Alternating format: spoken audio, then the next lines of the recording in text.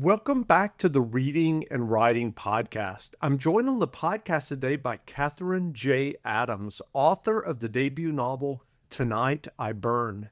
Best-selling writer Kendare Blake wrote about the novel. I absolutely love the witchcraft of Tonight I Burn.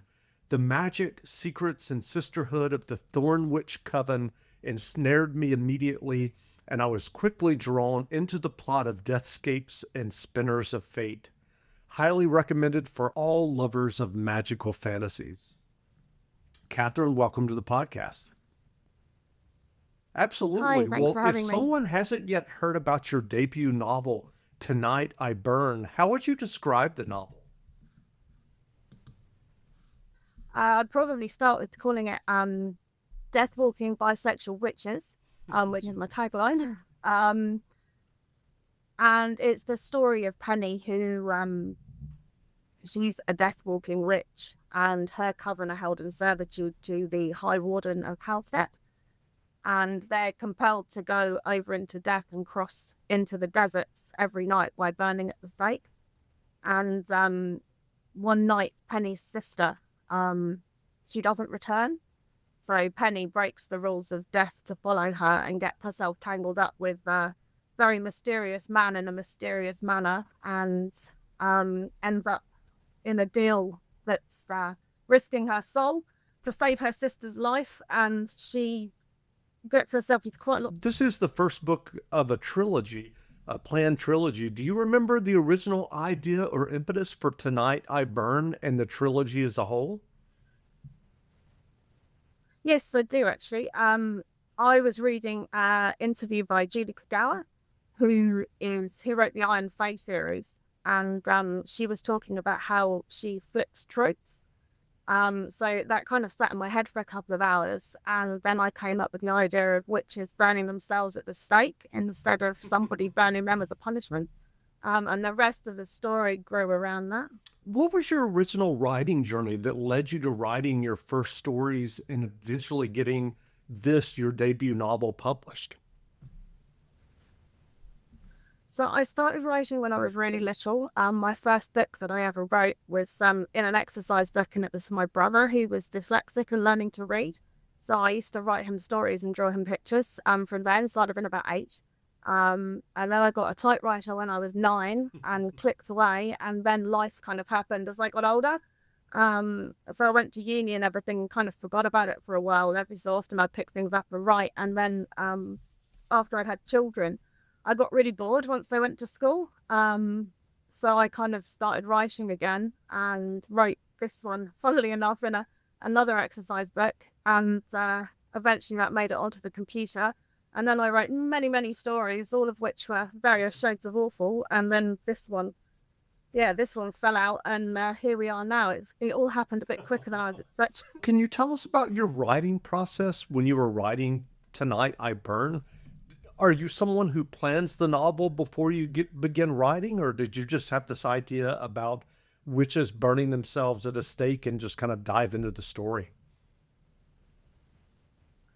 Every story I've written's been different, but this one hit me really, really hard. It was like a train. And I kind of just clung onto the back of it and just wrote it as fast as I could. The first draft only took me 2 weeks, and I wrote it all on an iPad in bed after everyone else had gone to sleep. And then, I mean, obviously, it's gone through a few iterations since then. I've, revised it and things, and it took quite a lot longer once you start revising. But yeah, I mean, I'm fly by the seat of your pants. This is the first book of a trilogy. Can you tell us, did you kind of think about or plot out the story arc across the 3 books? How did that work for you? Yeah, so I have had to plot past book 1. As soon as I finished writing book 1, I wrote book 2 really, really fast and really, really roughly. So I had an idea of where it was going. And then I made notes on what I wanted book 3 to go and do, which meant that when I went back and revised book 1, I kind of knew what I needed everyone to do and what direction people were going. And you can kind of pop a few little hints and things through. Foreshadowing, that's the word I was looking for. Well, can you tell us about the path to publication for you for this book? Did you work with an agent? How did that work for you? Yeah, so I'm Hmm. over in New Zealand. So I had to I looked at the publishing stream here, and there's quite a lot of open doors through to the publishers, which is kind of slightly different to the rest of the world. But when you look at fantasy, those doors kind of seem to be closed. So I queried over in America, and I got picked up on a wonderful agent, and then we revised it again together and went on submission. So it was pitched to all the editors at the big five houses, and luckily enough, we got quite a lot of interest. And the book deal I've got now has got editors over in New Zealand and Australia, as well as in the US and UK, which has been really, really. Given your writing of this trilogy, as well as what you said were multiple stories that you said were not always great, what writing advice would you offer for those who are working on their own stories or novels? I mean, there's quite a lot of advice that goes around word count, and quite a lot of people focus on word count. But I actually find getting your bum in the chair in front of the computer a far more easy goal to hit every day. So I'll tell myself I need to be sat in front of the computer for 5-10 minutes or something if I've got a really busy stage. But my main advice is to write every day and read as much as you possibly can. Are you working on the third novel now, or have you completed the trilogy? Yeah, I've got the third novel in the works. I'm actually Hmm. revising book 2 at the moment. Yeah, so I don't want to say too Sure, much about sure. that. I might spoil things. A number of fantasy writers really get into kind of the magic system. Is that something that you gave a lot of thought to as you were thinking about the whole idea of these witches kind of burning themselves at the stake? Yeah, I actually really like magic systems, and I wanted something unique.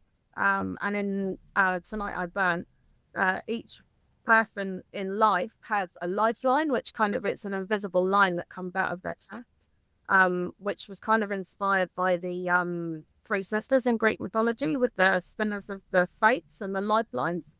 Um, so with those coming from their chests, it guides them all the way through life and then into death. And my death walking witches have got crystals which are anchored onto their lifelines, which anchor them in life, which means they can reincarnate every morning. And so I had quite a lot of fun That's with. what novels have you read recently that you enjoyed?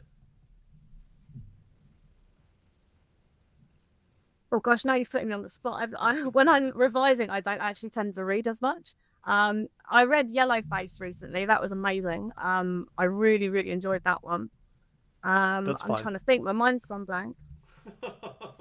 well, well, well, let's change that question a little bit. Who are some of the writers over time that have inspired you along your writing path? Oh yeah. So Margaret Atwood. I love Margaret Atwood. I love her prose and the way she writes, and her word choices are so carefully thought out. So that's inspired quite a lot of my writing. Once I realized you could have prose that was pretty, but still quite impactful and didn't turn purple, that was quite a big turning point for me when I was writing. And then the other one would probably be Garth Nix, and specifically his Old Kingdom series. I absolutely adore that, and I've adored that for years and years and years. I'm trying to get my children to read it at the moment, and they're not having any of it. Where can people find you online if they want to learn more about you and your debut novel, Tonight I Burn? So I'm on Instagram and Twitter, and that's at Katherine J Adams. And then I've got my website, which is sorry, which is quite simply www.katherinejadams.com. And all the information about me is on there. But probably Instagram is probably the That's best one to wonderful. keep Well, up with again, me. we've been speaking to Katherine J. Adams, author of the debut fantasy novel, Tonight I Burn. The novel is available now, so go buy a copy. And Katherine, thanks for taking the time to do this interview. No Wonderful. worries at all.